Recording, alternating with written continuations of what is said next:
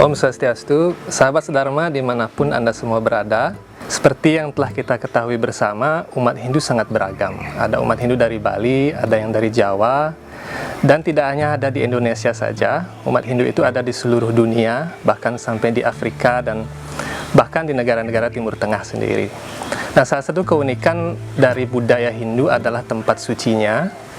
Dan seperti yang telah kita ketahui bersama, tempat suci Hindu secara umum disebut sebagai pura.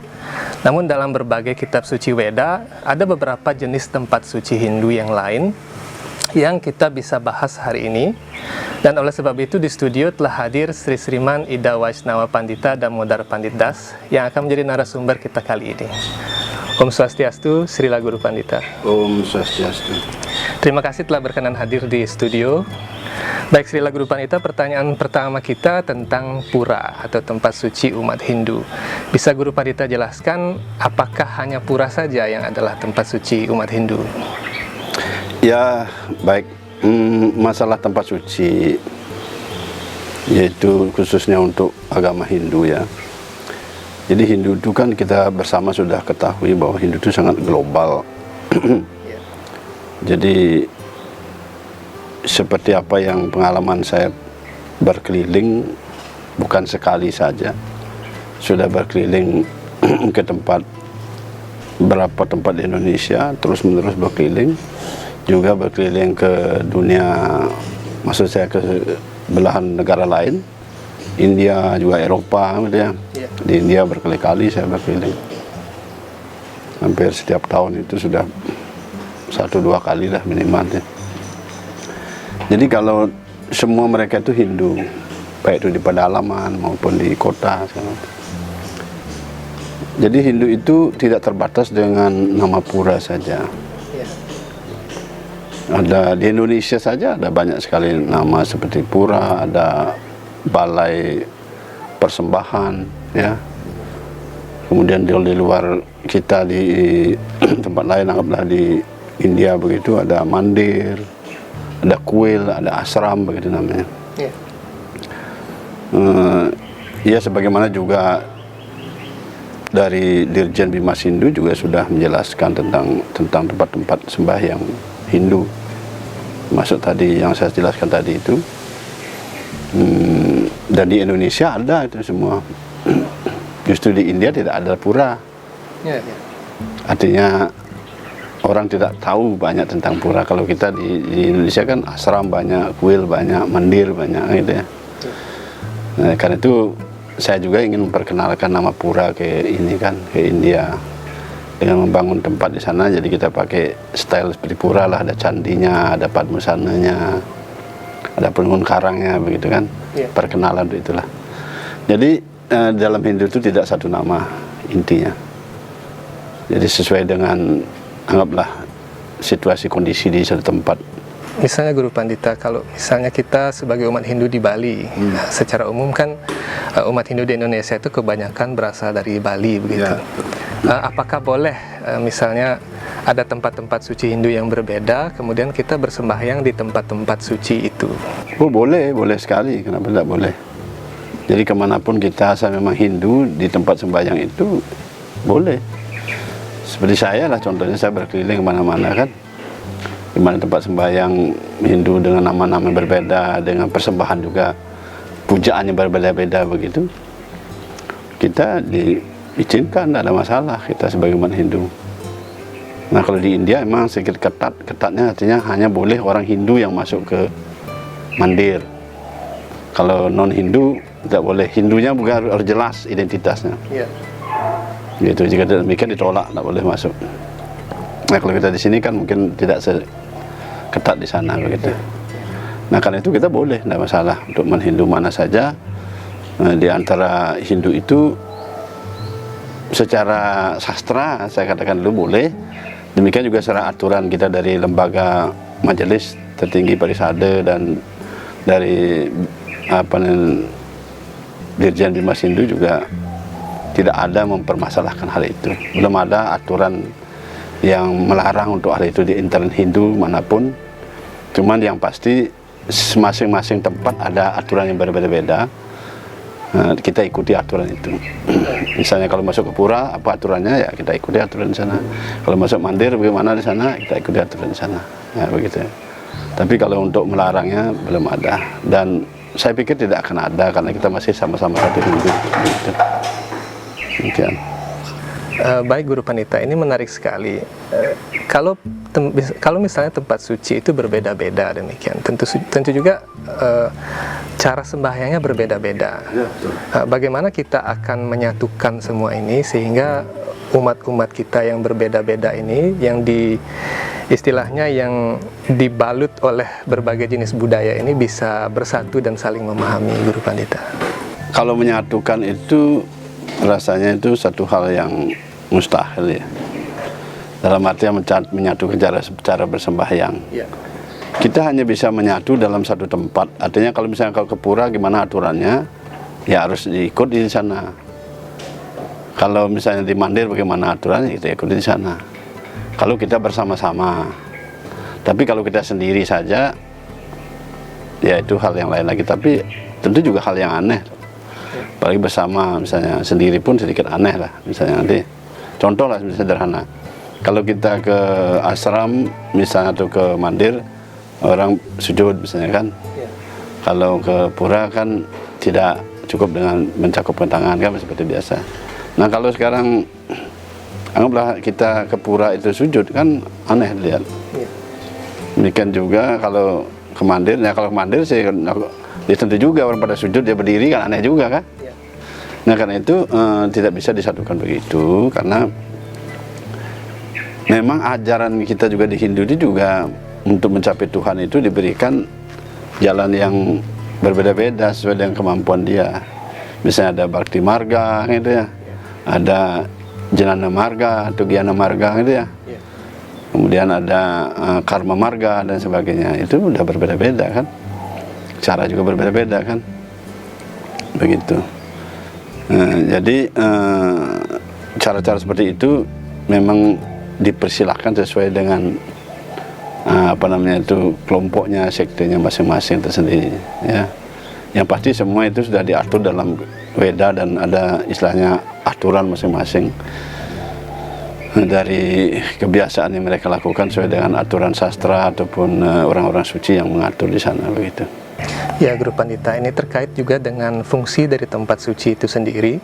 Secara umum kita kan tahu bahwa tempat suci itu tempat bersembahyang demikian. Entah bagaimana caranya sesuai dengan apa yang kita yakini bersama-sama begitu. Apakah ada menurut kitab suci Weda itu fungsi lain dari tempat suci selain sebagai tempat bersembahyang? Kalau di Hindu itu sebenarnya ada dua arti. Maksud saya tempat suci itu bukan hanya bukan sekedar tempat suci, tapi juga tempat yang disucikan. Ya. Jadi tempat suci itu adalah tempat orang melaksanakan kegiatan yang suci kan gitu ya, tempat suci kan. Ya. Sedangkan tempat yang disucikan adalah tempat itu dijadikan suci, jadikan keramat begitu. Sehingga ada hal-hal yang lain yang memang sesuatu yang dilarang, yang tidak boleh dilaksanakan sana. Misalnya seperti orang datang bulan gitu ya. Kemudian membawa mayat misalnya ke tempat sembahyang itu salah satu contoh. Dan kemudian fungsinya juga karena itu tempat memang disucikan, orang suci juga tinggal di situ. Orang-orang suci juga selayaknya memang kegiatannya di tempat suci tadi. Dan juga kegiatan-kegiatan yang lain seperti pembinaan umat juga bisa dilaksanakan.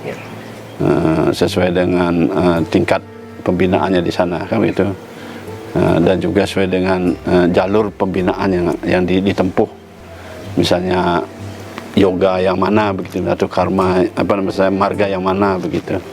Demikian juga pembinaan ada anak-anak, misalnya ada orang dewasa, orang tua dan segala macam. Jadi kegiatan-kegiatan yang mendukung tentang keagamaan dilaksanakan. Termasuk juga kepembinaan cara bagaimana melaksanakan kegiatan-kegiatan seperti budaya begitu yang sifatnya mendukung rohani, seperti bagaimana cara kita misalnya menari, belajar menari kan itu, kemudian main musik gitu, apa gitu tradisional ataupun yang sifatnya Wedik gitu ya, ataupun umum. Dan selain itu juga bisa orang di sana belajar apa namanya itu, seperti di Bali lah kita misalnya masjid jahitan apa begitu kan. Nah, atau kalau di umum dia membuat garland begitu kan. Nah, demikian. Baik Guru Pandita, pertanyaan selanjutnya mengenai fungsi dari tempat suci Guru Pandita. Kita kaitkan dengan fungsi tempat suci. Di Bali sendiri ada tempat-tempat suci yang sering dikunjungi oleh wisatawan begitu. Menurut kitab suci Weda, apakah ini bisa dilakukan atau memang kita harus melarang wisatawan masuk untuk menjaga kesucian tempat suci itu? Ya, masalah itu sudah ada yang berwenang untuk mengaturnya. Jadi peraturan-peraturan sudah diatur oleh kesepakatan bersama PHDI, ya, bersama dengan Desa Pekraman, termasuk juga Dinas Pariwisata sudah mengatur itu semua. Jadi kita tidak perlulah memberikan komentar apa semua, itu sudah ada aturannya masing-masing. Secara umum bisalah saya menyampaikan secara umum, dalam arti secara aturan sastra begitu. Tapi kalau untuk menghimbau itu kan bukan hak wewenang kita, itu sudah ada yang mengatur. Kalau secara sastra bahwa kalau namanya tempat suci itu siapapun yang datang ke sana tujuannya adalah untuk urusan itu, baik itu bersembahyang atau belajar. Nah itu, jika di luar itu hanya lihat-lihat saja begitu, mungkin dari luar saja begitu. Kalau masuk ya pasti ada aturan. Saya pikir sudah ada aturan begitu juga. Saya lihat di beberapa tulisan-tulisan misalnya masuk pura tujuan untuk sembahyang.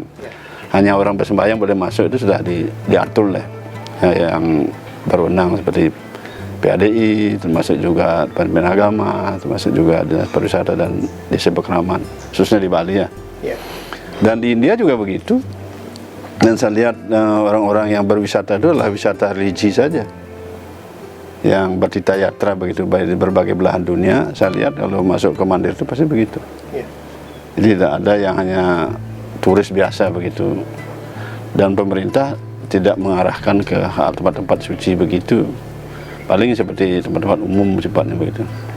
Tempat suci yang khusus sakral itu turis-turis yang umum sifatnya tidak diarahkan sana. Jadi dengan demikian fungsi tempat suci itu juga bisa disakralkan ya. Khusus seperti tadi lah.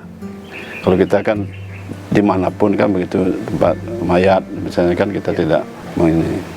Kecuali kalau seperti di India, mandir misalnya, kalau ada orang suci yang dapat dipercaya memang beliau itu orang suci ataupun pengemong di sana, itu ada tempat dibuatkan sana samadhi mandir namanya. Semadinya di sana disemadikan, tapi orang umum tidak.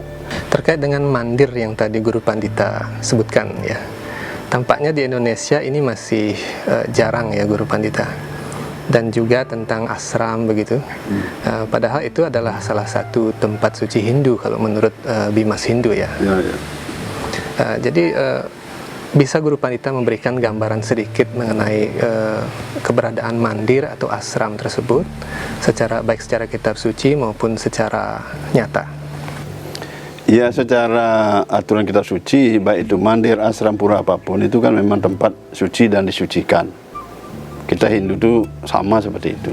Tempatnya suci, tempat suci dan disucikan kan begitu. Cuma permasalahan sekarang kalau di Indonesia kan anggaplah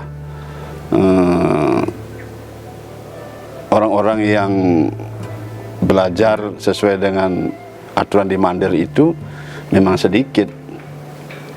Jadi seandainya pun banyak ada, dan sampai saat ini pun dari lembaga tertinggi yaitu Parisade juga tidak ada istilahnya terlalu mengatur untuk hal itu, dalam arti meniadakan atau melarang atau bagaimana begitu.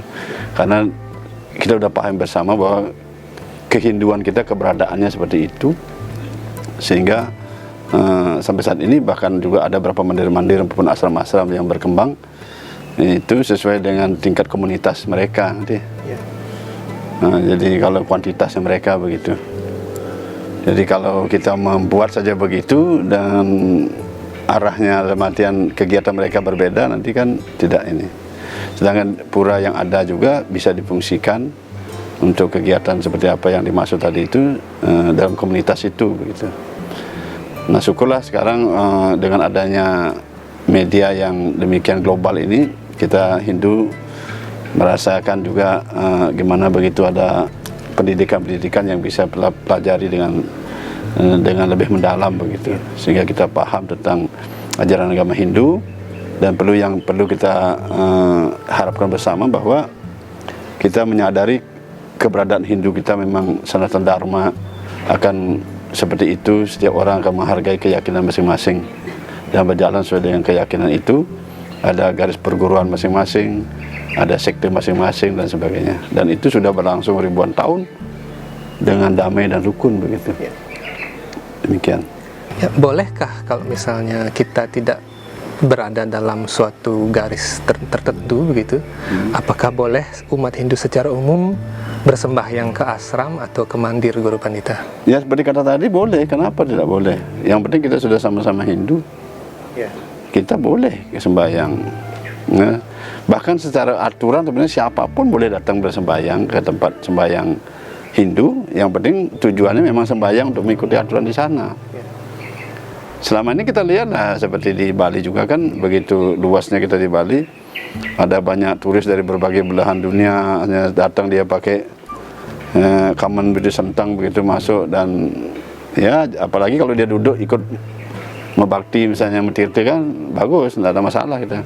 Sedangkan hanya foto-foto aja masih kita izinkan kan begitu. Nah, namun kejeruan biasanya pasti ya untuk sembahyang itu biasanya sampai di Jabber saja lah, Jabber Tengah misalnya, kalau jeruan kan. Nah, jadi secara umum Hindu tidak pernah melarang begitu. Dan di India memang ada aturan ketat tentang masalah masuk ke mandir. Ada beberapa mandir tertentu, tidak semua juga begitu. Tapi pemeriksaan tetap ketat, semua ketat pemeriksaan. Itu hanya masalah keamanan saja. Jadi masalah keamanan begitu, jadi sehingga orang lain tidak Hindu ngapain masuk ke tempat sembahyang Hindu kan gitu. Begitu, jadi ada penjagaan ketat, dan bahkan ada yang memang melarang total begitu. Begitu, tapi ada yang pemeriksaannya ketat dan tidak boleh bawa kamera dan segala macam begitu. Seperti di airport lah begitu, lebih ketat bahkan begitu. Sebenarnya seperti yang Guru Pandita sampaikan tadi, ada namanya budaya Weda seperti itu. Bagaimana ini bisa kita terapkan dalam Hindu kita yang berbeda-beda latar belakangnya? Ada yang dari Bali, ada yang dari Jawa, kemudian ada juga yang di Amerika dan sebagainya. Ya, jadi sepanjang kita merasa diri kita Hindu, mengaku kita Hindu, dasarnya harus Weda. Karena itu Weda itu menumbuhkan budaya nanti. Karena dari Weda itu memberikan inspirasi, sesuai dengan pelaksanaan Weda, memberikan inspirasi buat kecerdasan kita, sehingga kita akan menumbuhkan budaya. Nah, karena itu sesungguhnya marilah kita berlomba-lomba untuk berbudaya Weda. Nah, jadi dengan demikian jangan kita dikatakan atau siapa nanti tuduh mengikuti India. Nah, kalau Indianya bisa mengikuti, kita semua juga harus bisa mengikuti budaya Weda itu, sehingga nanti manapun mereka, walaupun ada beda sedikit, tapi secara inti sama. Kita jangan meniru dari siapa-siapa begitu. Demikian. Sama seperti sekarang misalnya ada laptop begitu, dari mana asal laptop? Kan secara umum laptop itu bukannya budaya dari sana, tapi dia dari ilmu itu sendiri muncul, bukan budayanya orang itu. Anggaplah sekarang pakai bahasa Inggris, kita bisa aja pakai bahasa Indonesia, di laptop itu ganti dengan bahasa Indonesia, tapi kan inti ilmunya itu tetap dari ilmu tadi, yang penemu tadi, yang dari ilmu pengetahuan tentang laptop itu. Demikian juga kita, dasar hukumnya kan Weda. Karena itu kita budaya itu harus memang diinspirasi oleh Weda, jangan sebaliknya. Kalau misalnya budaya kita mau suka begitu mempengaruhi agama itu sendiri, kan repot nanti kan. Sedangkan tujuan agama untuk mencapai tujuan tertinggi. Begitu. Jadi dengan demikian nanti begitu juga ada, kalau memang ada suatu budaya yang nyambung dengan budaya Wedanya, ya tinggal masukin aja. Kalau tidak nyambung ya harus mengikuti ke Wedanya begitu. Jadi budaya Weda yang harus ikuti. Jadi semua dari India pun yang kita lihat, kita dipakai oleh banyak orang sekarang itu kan budaya Weda, bukan Indianya. Bisa Guru Pandita contohkan seperti apa? Misalnya seperti arca, kemudian lagu-lagu tarian misalnya kan, kemudian pakaian begitu. Ini tidak mengikuti India nanti. Bahkan kalau ke India kita sekarang udah kaget nanti. Kita pikir dengan sembahyang ini kita sudah mengikuti, dipikir India, sedangkan di India tidak begitu. India pun harus menyesuaikan dengan Weda nanti. Begitu. Dan di India pun di masing-masing itu ada beda-beda juga nanti. Tapi tetap inspirasinya dari Weda begitu. Demikian. Jadi yang pasti tetap dasarnya itu harus beda begitu. Baik itu tarian seperti tarian India itu kan kita bilang tarian India. Ya, tarian India. Di sana yang memang mengikutinya, padahal itu dari Weda ada aturan-aturannya. Ada bagaimana tarian ini, misalnya tarian dewa ini bagaimana begini segala macam. Itu tidak dari orang India, maksudnya bukan dari budaya India, itu Weda, dari Weda itulah memberikan inspirasi kepada orang-orang untuk bisa mewujudkan itu. Demikian. Nah kalau kita menggunakan itu kan budaya Weda namanya. Ya. Begitu. Berpakaian misalnya pakaian sembahyang, misalnya berpakaian. Kalau kita lihat sekarang di India banyak orang berpakaian ke tempat suci itu memakai pakaian kemeja, celana panjang begitu kan? Itu kan bukan budaya India sebenarnya itu kan? Ya. Maksud saya bukan budaya Weda kan? Ya. Yang budaya Weda itu ada khusus seperti yang digunakan kita pakai dhoti misalnya apa kan, dan sebagainya. Makanya kita lihat di wayang itu kan seperti wayang itu kan yang laki-laki itu kan pakai dhoti itu. Ya, ya. Nah saya dulu meneliti itu, ternyata setelah saya tekuni Hindu begitu dan realitas saya lihat pergi ke India semua, oh ternyata inspirasi dari sana. Itu wayang itu kan ada kampung ke belakang itu, ya, ya. Di bawahnya itu dhoti itu. Ke belakang dia. Nah itu dhoti kan, ya. Kan tidak ada pakai celana panjang kemudian pakai kemeja kan tidak ada. Begitu, ya tuh, salah satu beda. Tapi toh seperti kita yang di Bali juga menggunakan pakaian seperti tradisi kita ke pura di Bali itu kan sudah bagus juga. Artinya tidak menyimpang dari jalur juga, masih bisa dipakai untuk beda dan tidak masalah. Pakaian kita di Bali. Kadang-kadang kita ke India juga ngajak rombongan pakai pakaian Bali kan begitu. Tapi kalau cocokkan dengan beda juga tidak jauh, bukan berarti menyimpang begitu. Masih bisa digunakan.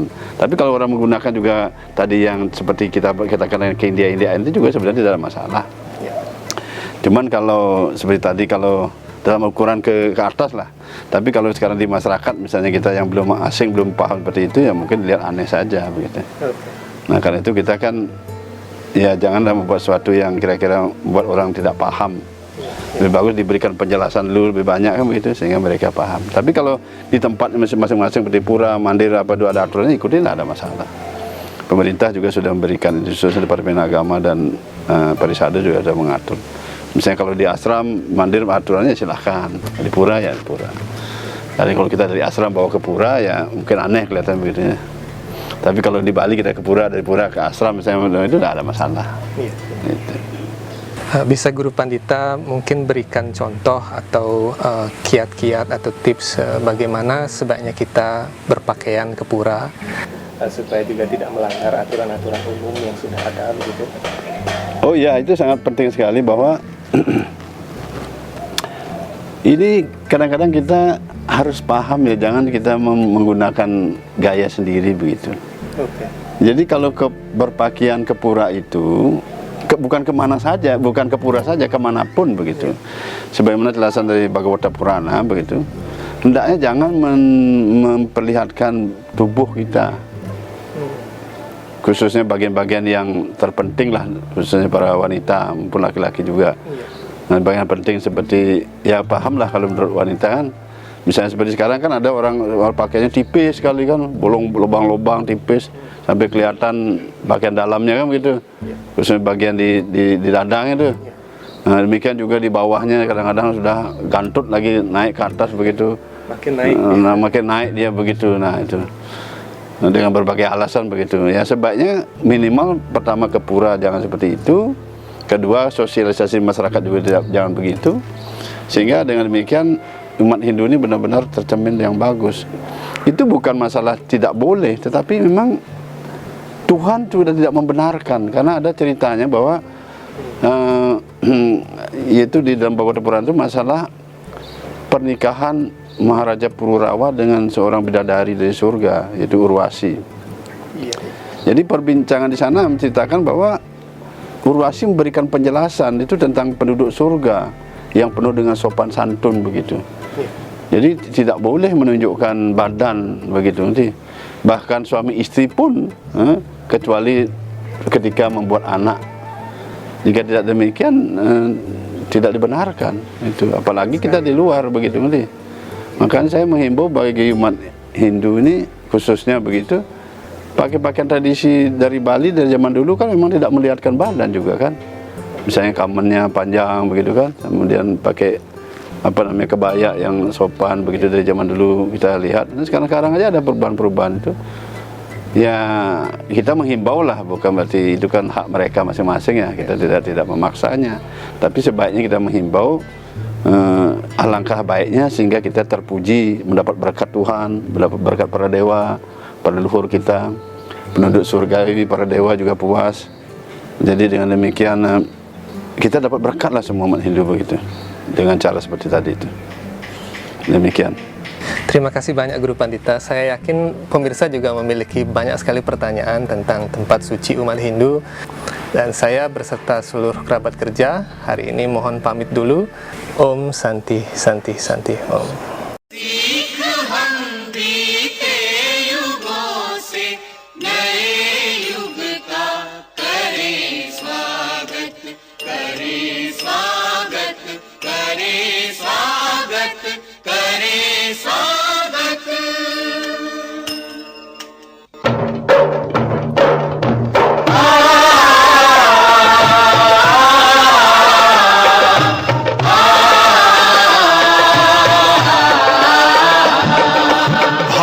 Bharat की है कहानी सदियों से भी पुरानी है, ज्ञान की ये गंगा